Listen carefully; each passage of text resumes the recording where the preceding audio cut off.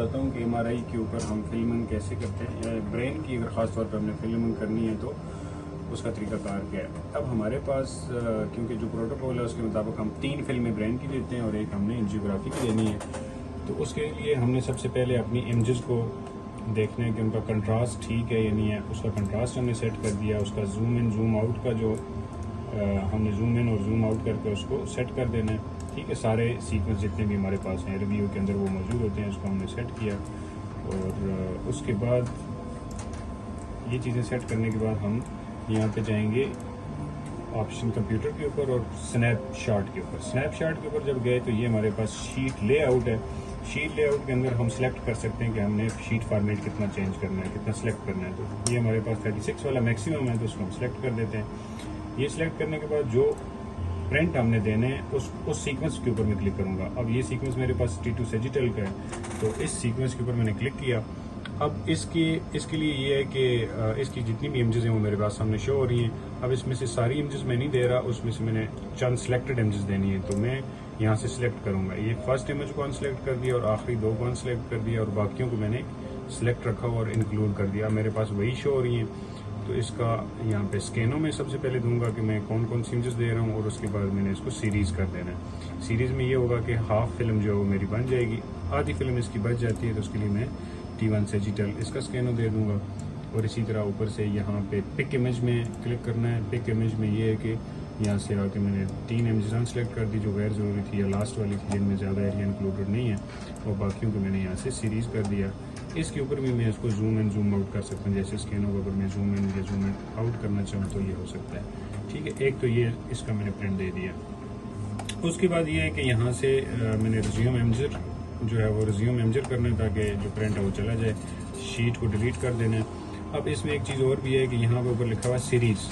ठीक है, अब इस सीरीज़ को यहाँ पे इसका मतलब ये होता है कि एक इमेज को अगर मैं जूम करना चाहता हूँ तो वो एक इमेज से जूम इन या जूम आउट होगी। ठीक है, अगर मैं इसको सीरीज़ करता हूँ तो ये पूरी सीरीज़ जो सेजिटल की सीरीज़ है वो जूम इन और जूम आउट होना शुरू हो जाएगी। अगर इसमें मैं ऑल सेलेक्ट करता हूँ तो उसमें सीरीज़ भी और इसका जो स्कैनो है वो सारी चीज़ें जूम इन जूम आउट होना शुरू हो जाएगी। ठीक है, अब दोबारा से मैं इसको सीरीज़ कर देता हूँ कि मैं जिस सीरीज़ को सिलेक्ट करूँगा तो वो सीरीज़ ही सिर्फ जूम इन जूम आउट है। इसकी एक फिल्म मैंने बना दी। दूसरी फिल्म भी सेम तरीकाकार है कि उसमें मैंने जो प्रिंट देनी है उसको मैंने सीक्वेंस को सिलेक्ट किया। ये यहाँ से स्नैपशॉट में आया। सबसे पहले मैंने उसको स्कैनो दे दिया, जो जो इमेजेस मैंने सेलेक्ट करनी है वो सिलेक्ट की, इंक्लूड किया और उनको मैंने सीरीज़ कर देना। जितनी भी इमेजेस मेरे पास सिलेक्ट हैं वो आ जाएंगी।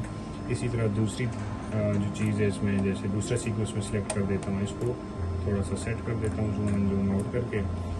इसका एक और ऑप्शन भी है, इस पर मैं राइट क्लिक करूँगा तो राइट क्लिक करने के बाद ये होता है कि इसके पास ऑप्शंस आ जाते हैं हमारे पास कि हमें जो इसको रोटेट करना है तो उसके लिए मतलब मैंने इमेज को जो उसके पैरामीटर है, जैसे मैंने इसको रोटेशन अगर देनी है प्लस की तरफ इसको मैंने घुमाना है तो ये यहाँ से मैं कर सकता हूँ।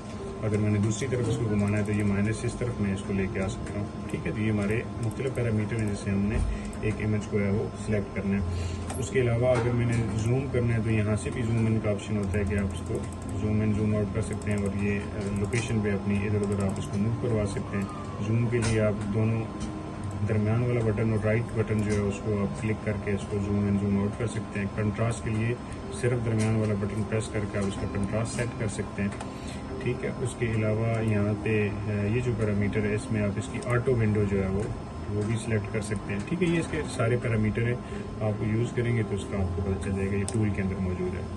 अच्छा, इसके अलावा जब फिल्मिंग के ऊपर आते हैं तो दोबारा से मैं फिल्मिंग आधी फिल्म मैंने बनाई हुई है, स्कैनो डाल के मैंने सीरीज़ में जाके पिक करनी है इमेजेस को और जितनी इमेजेस मैं सिलेक्ट करूँगा वो इसके ऊपर आ जाएंगे और ये फिल्म रेडी हो जाएगी। इसका फॉर्मेट में कम ज़्यादा कर सकता हूँ, उसके लिए शीट लेआउट के अंदर मौजूद है।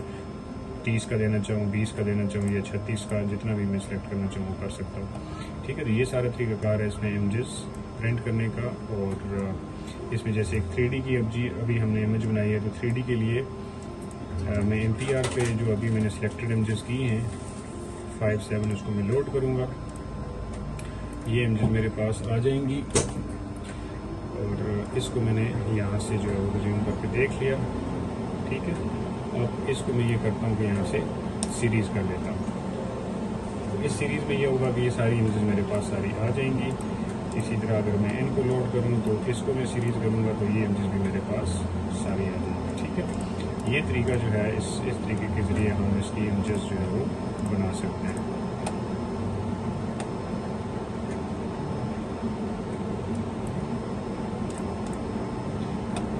ठीक है, तो उम्मीद है कि आप लोगों को फिल्मिंग का तरीका जो है वो ब्रेन की खास तौर पे वो समझ आ गई होगी। बाकी इंशाल्लाह मैं बाकी वीडियोस में इसकी डिटेल्स और भी आपसे शेयर करूँगा। Thank you.